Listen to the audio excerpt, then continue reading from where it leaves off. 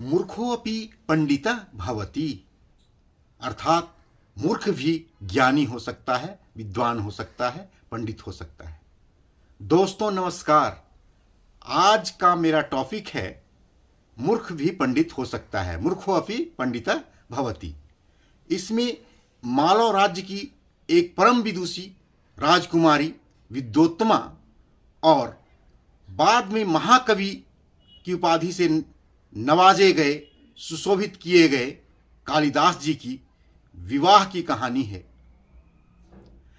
यह जानना बहुत उत्सुकता पैदा करता है कि किस प्रकार कालिदास बचपन से लेके युवावस्था तक निरामूर्ख थे, महामूर्ख थे और बाद में परम विद्वान महाकवि बने।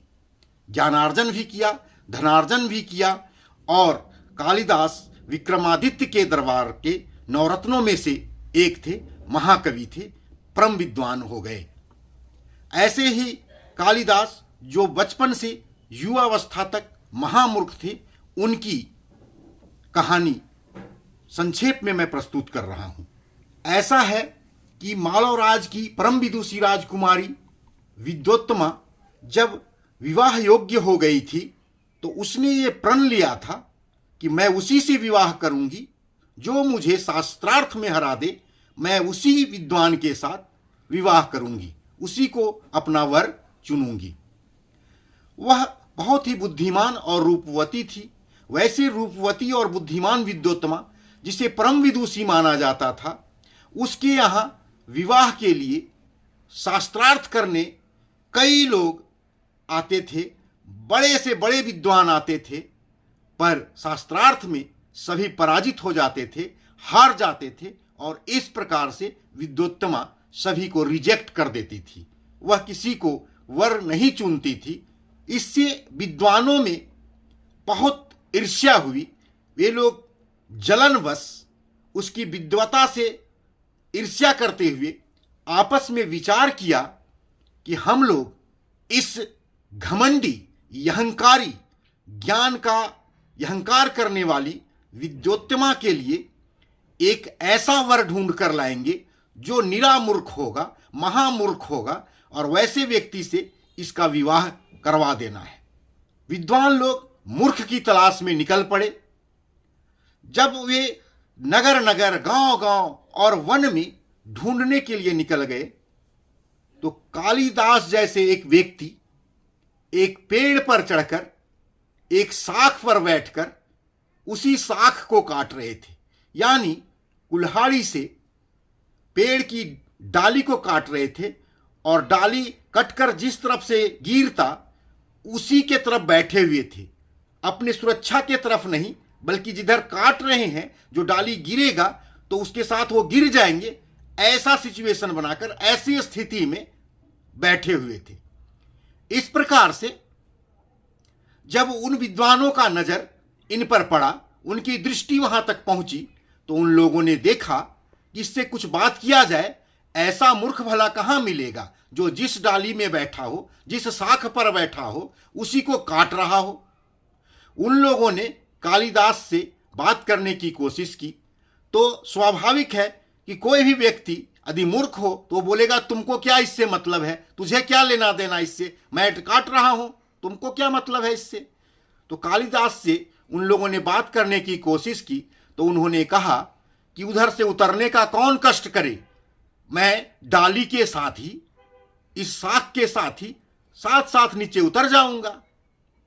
तो उन विद्वानों ने सोचा कि ऐसा मूर्ख हम लोगों को कहां मिलेगा। उन लोगों ने किसी तरह से बहला फुसलाकर, समझाकर नीचे उतारने की कोशिश की। शादी की बात बताया कि तुम्हारे विवाह के लिए हम लोग आए हुए हैं।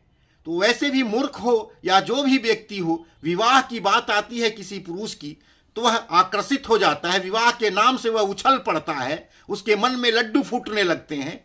ऐसी स्थिति कालिदास की रही होगी।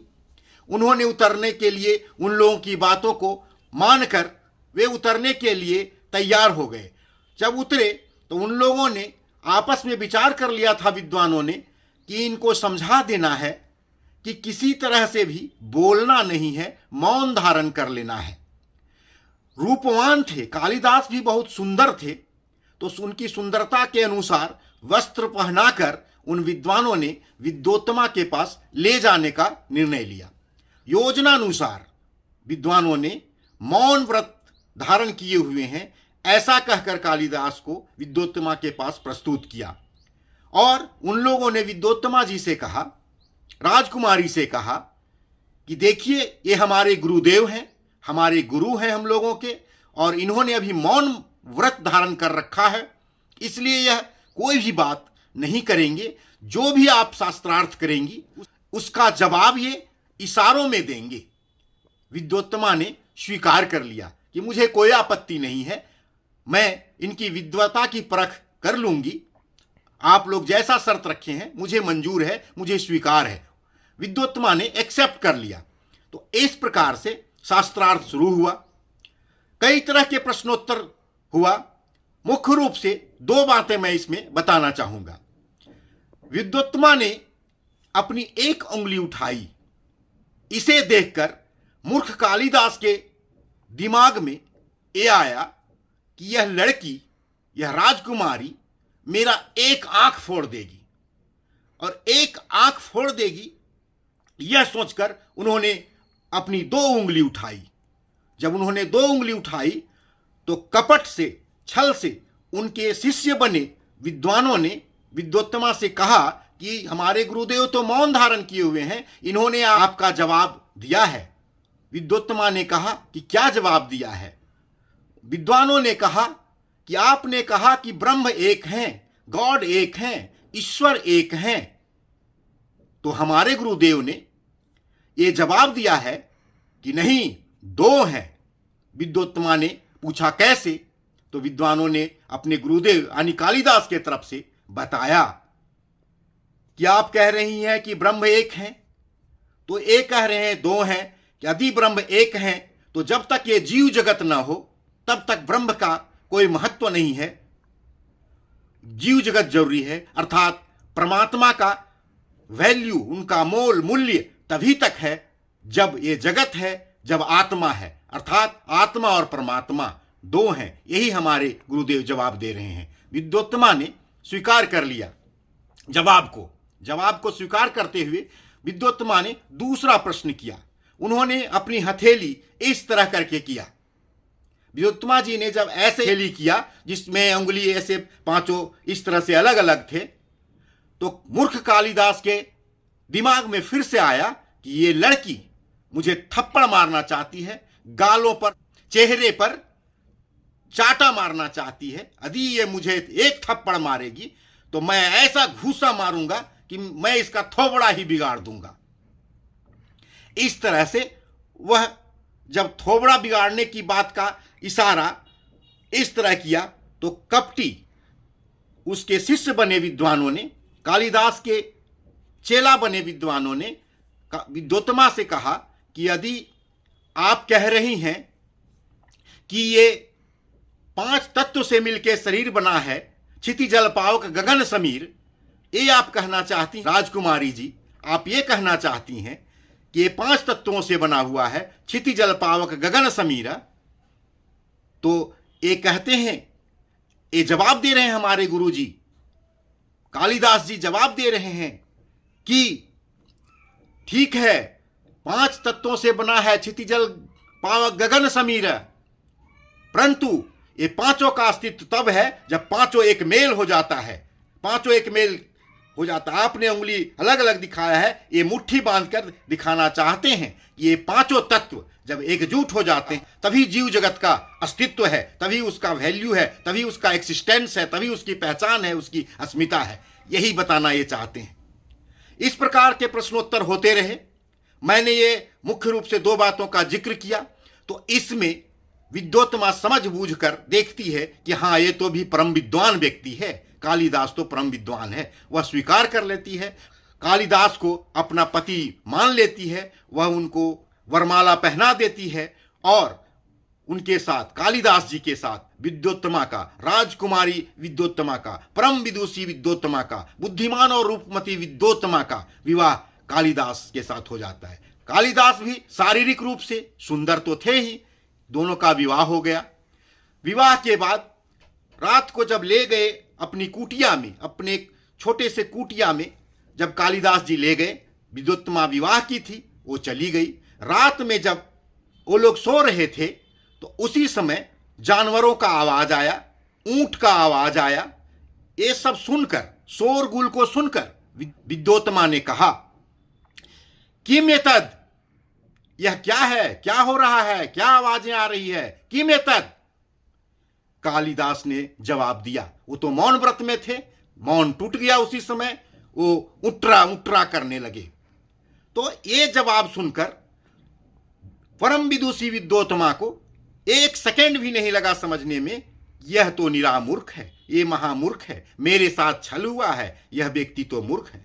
उन्होंने तुरंत ही उनको वहां से फटकार कर घर से बाहर कर दिया, उस कुटिया से बाहर कर दिया।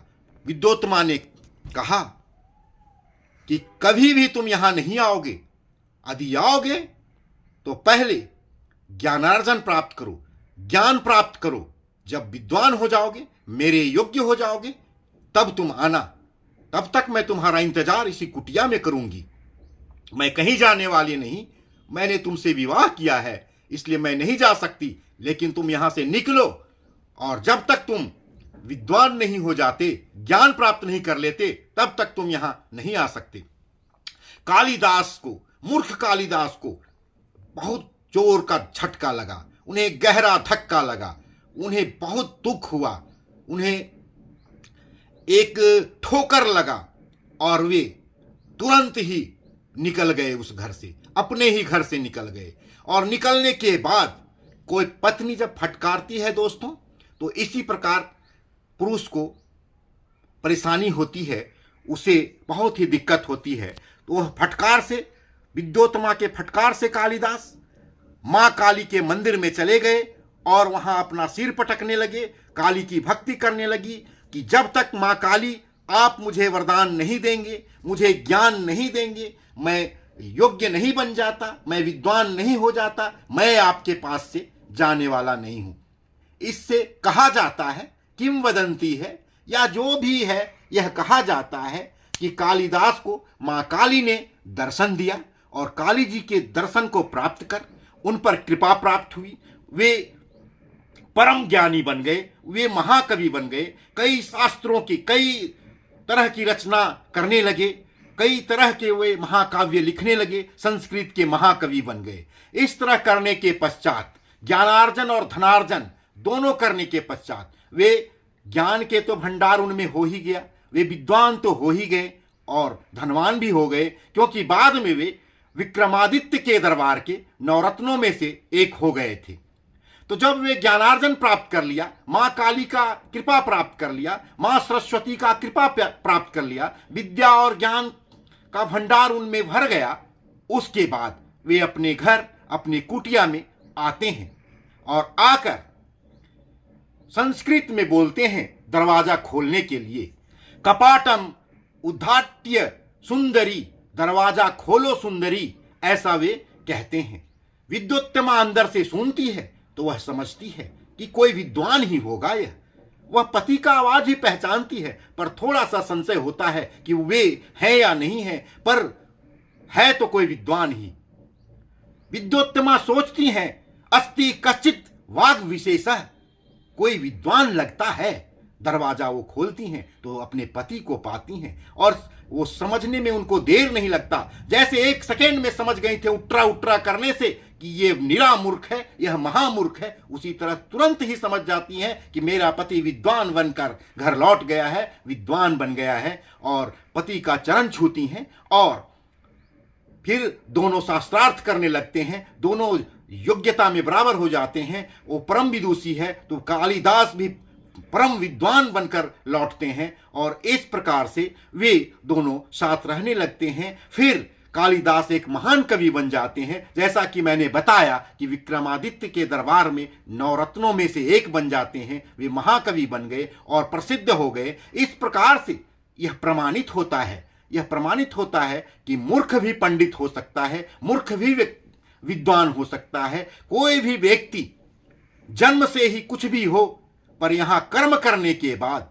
भक्ति करने के बाद, अपना परिश्रम के बाद, वह जिसमें लगन हो, जज्बा हो, जुनून हो, वह व्यक्ति कुछ भी कर सकता है, ज्ञानार्जन कर सकता है, धनार्जन कर सकता है, उसको सद्बुद्धि, विद्या और ज्ञान प्राप्त हो सकता है, वह अच्छे कर्म कर सकता है, दुनिया के योग्य बन सकता है, उसकी अयोग्यता मिट सकती है, खत्म हो सकती है। इस प्रकार से वह एक सफल जीवन जी सकता है।